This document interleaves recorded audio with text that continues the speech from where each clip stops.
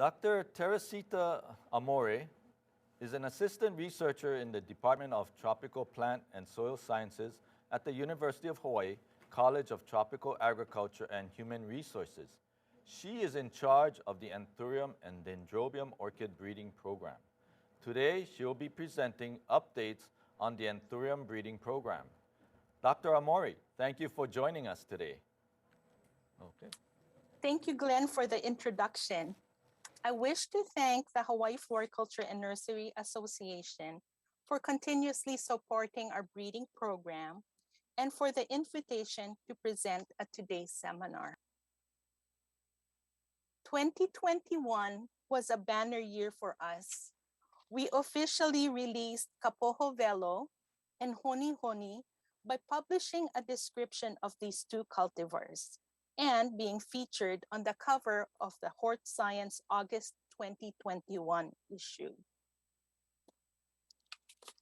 Kapoho Velo was previously known as UH-1991, and previous to that, it was seedling 1265-8 that resulted from cross 1265 between Red Tropic Fire and White Acropolis. It was selected in May 1997 and given the selection UH-1991. In September 2003, we placed this selection in culture using leaf tissue. So this was one of the first selections we placed in tissue culture using leaves instead of axillary buds. Over a year later, the first 540 plantlets were sent to our cooperators in November 2004. Kapoho Velo yields about 6 flowers per year and is anthracnose resistant as well as bacterial blight tolerant. It has a relatively long vase life for about a month, whether or not BA is used.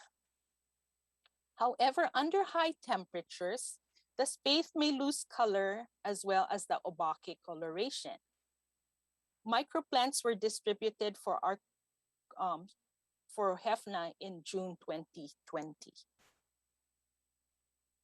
UH-1991 is accepted and desired by designers. In fact, during last year's wedding celebrations 2020, it was one of the selections featured in the design by Brenna Kwan. Honi Honi UH-2007 was previously known as seedling 1393-9. Its parents are Acropolis and Tropic Fire. It was selected in December 2000 and given the selection number UH-2007. In July 2005, we placed it in culture again using leaf tissue instead of axillary buds. About 2 years later, 322 plantlets were sent to our cooperators in July 2007.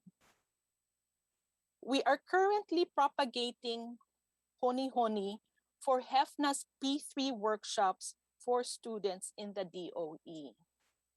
Honi Honi is a dual-purpose potted and cut flower, and similar to UH-1991 Kapoho Velo, its spathe fades and bleaches in the summer or during high temperatures.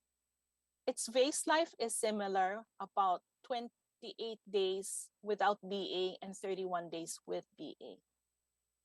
It has a unique butterfly shape and gloss, and when grown under low light, its color can get intense. So from pink, it becomes dark pink to almost red. So the next selection that is slated for release is Kipuka, or slated for the write-up is Kipuka, with the parents Mauna Loa and Maui. So it has both of our UH obakes.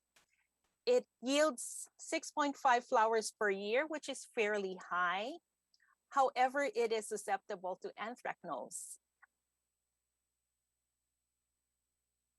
It has a fairly long vase life of about 2 months, and it has a new shade or a different shade of orange. It's not as glossy as Tropic Sunrise, but according to our designers, the gloss is important, but not as important because you can do things to enhance gloss. It loses obake coloration during high temperatures, and also it can lose color. Sometimes deformities are also observed in this selection. The next one is Maui Bride UH-2282. It has an interesting background because it has Mauna Loa, our white obake, and a purple obake parent, which also has Miura obake in its background. It yields 6 flowers per year, anthracnose resistant and bacterial blight tolerant, and it's also nematode tolerant. It has a vase life of about 1 month, and it has compact growth. Occasionally, we will see notching, such as this one. And it will also produce, on occasion, double spathe. Its unique color and shape is favored by designers. And as you can see, this was used quite a bit in last year's wedding celebrations. Here we go. And here. So what are the cultivars we're planning to release in the latter part of this year to early next year? We are looking at UH-2555, which has a unique shape. And if you look at it, you'd think, oh, this is a purple or a magenta hokuloa.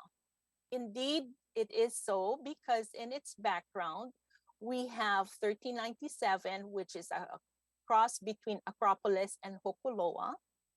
And for the male parent, it has Tropic Fire and a purple tulip. So indeed, the shape is unique.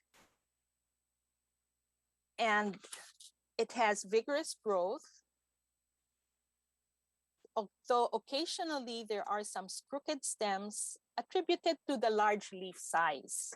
So if the plants are not pruned periodically, the grower might encounter crooked stems. Also, if you notice, the color of the spadix is very dark.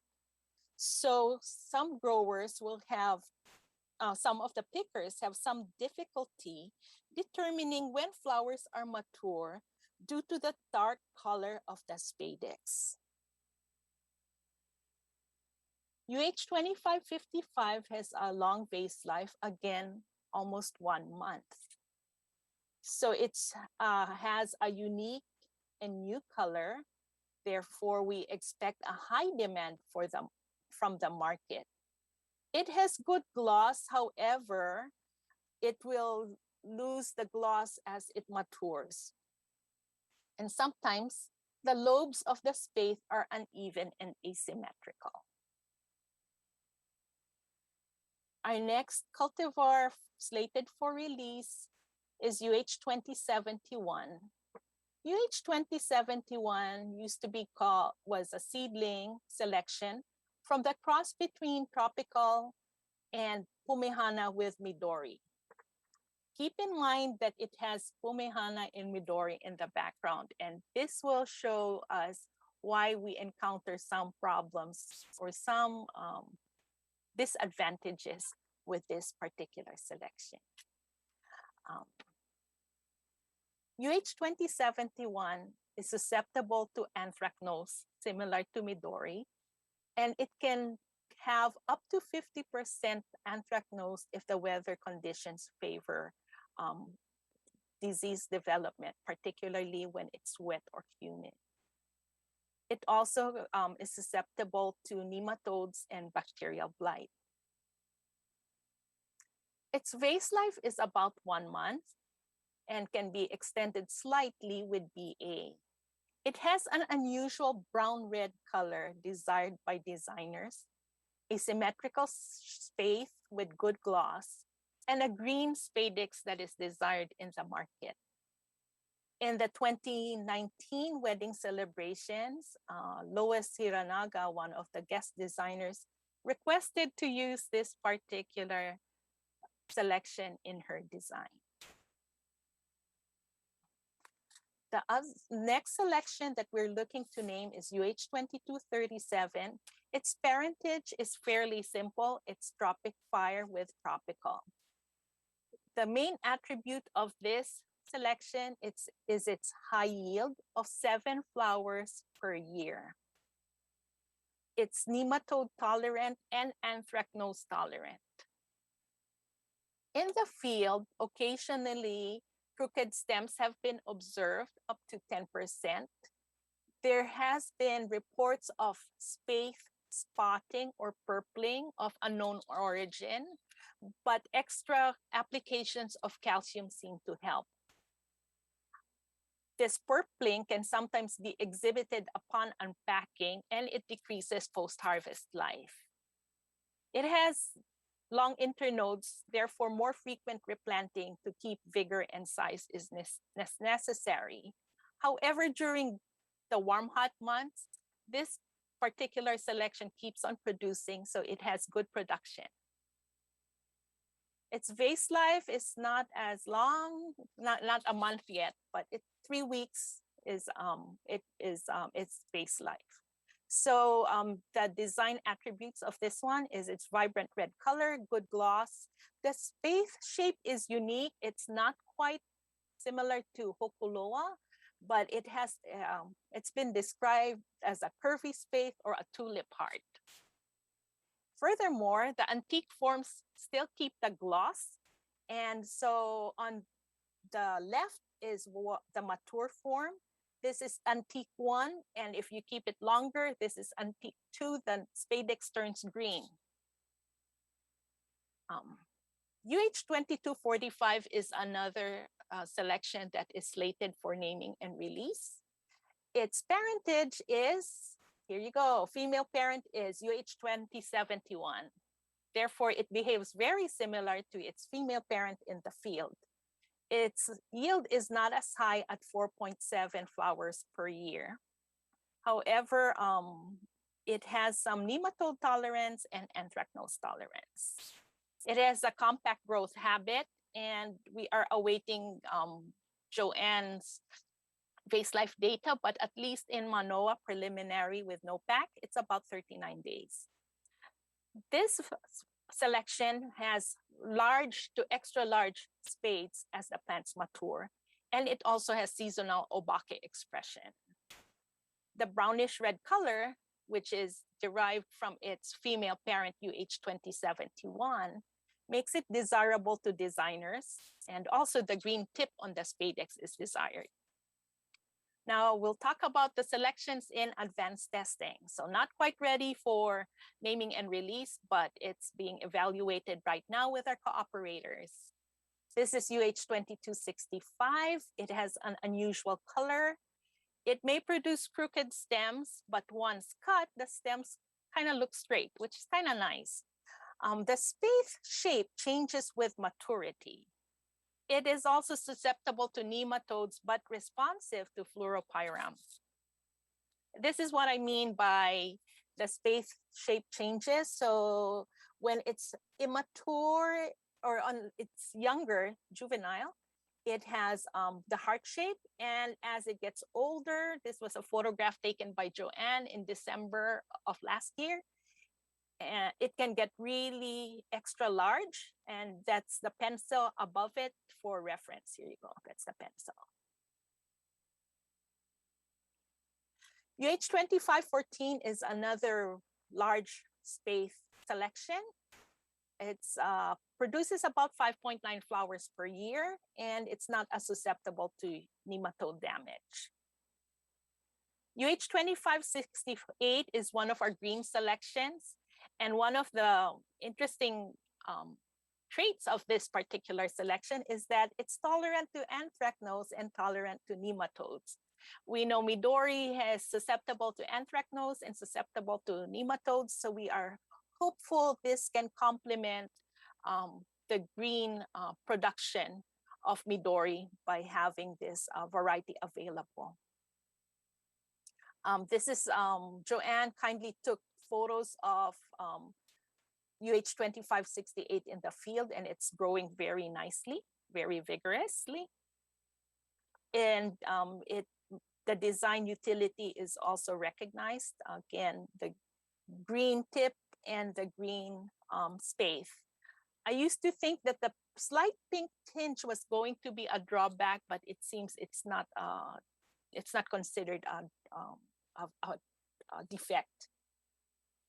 This is one of our interesting multicolored or selection, UH-2317. It has Midori and Tropic Lime in the background, and Tropical and 1238-15 in its background. Interestingly, the backside of this selection is very glossy and green. And in front, you have colors of light green, light red, and orange. One drawback is its susceptibility to Calanatria upon deflasking. However, it's not as susceptible to nematode damage. This is UH-2317 growing in the field. As you can see, the spathe is relatively small compared to the huge leaves as the plant matures.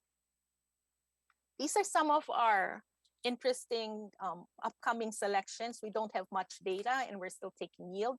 This is UH-2074, so you can call it a next generation Hokuloa because it's a cross between Hokuloa and Acropolis. This is it growing in the field. And it has a sibling, UH-2186, which is more round than it is pointed. UH-2074's shape is similar to UH-2555 and slightly similar to UH-2237. So you have that curvy heart shape and not so much the classic traditional heart. In 2019, we were visited in the greenhouse twice by floral designers, and they gave valuable input as to what selections were interesting to them. So they had UH-1698, UH-2300. They thought UH-2237 was interesting, particularly the antique form, and UH-2053, which is a red tulip. They also like UH-1712, which has a brown upright tulip, which has UH-1181 or tropic lime in its background. Plantlets of this selection were sent to cooperators earlier this year in June, so we hope our growers can test it out and see how well it performs. UH-2053 was also sent out in June 2021, and it has 5.7 flowers per year. The designers really like this one because of its good shape and that the spathe color and the spadix are similar in color. It's relatively fast growing in tissue culture and responsive to Rita. So what is Rita? Rita is our bioreactor that my student Jacqueline Uy did her master's thesis on. So she optimized the conditions so that we can increase production of new Pahoa red. Now she's doing her PhD and she's continuing to identify which selections are responsive to Rita treatment. One of the ones that she screened was UH-2327, an interesting orange selection, which when it matures will show green venations in the spathe. Now, how responsive is this selection to Rita? Okay, this photo, the nodes were placed in culture in August of 2020, a month after the buds have sprouted. A month after the sprouting, these were placed in solid medium. So within a month, the growth is very fast and vigorous. And by December, plants were very tall and vigorous. So these photographs are 2.5 months after transfer to solid medium. So by June 2021, we were able to ship 80 boxes and over 1,000 microplantlets. So definitely identifying which varieties or which selections are easily propagated via the bioreactor can shorten the time span we have for getting the selections to our growers for advanced testing. One of the interesting selections we have is UH-2620. It's a cross between Tropic Sunrise and Maui. It can get fairly large and it's easy to clone. It has large flowers even when small, when the plants are relatively small. It's a vigorous grower. So we were excited about this and we propagated it and we sent plantlets in 2021, in June of this year. So this is what I mean when the flowers are large, even though the plant size is relatively small. This is the kind of, this is the flower size we're getting and the plants are still in 1 gallon pots. So this is ours. So it seems very promising. Furthermore, it has a very long preliminary results with vase life. Preliminary vase life shows that it can last about 2 months. So this is the UH-2620 in July of this year. In September, it still looked good, not losing much gloss. And finally, we terminated it in September of this, a few weeks ago. So about 2 months in culture. Other variety selections that are of interest is UH-2647. One finding that my student had was that the Rita has no distinct advantage over the standard method in terms of propagation. So we'll just have to propagate it the normal way. UH-2652 is another selection, and it's from a cross between Maui and Kapoho Velo. So we're using our newer varieties, Obake varieties, to create more Obake varieties. Plantlets were sent of UH-2652 were sent to cooperators in June.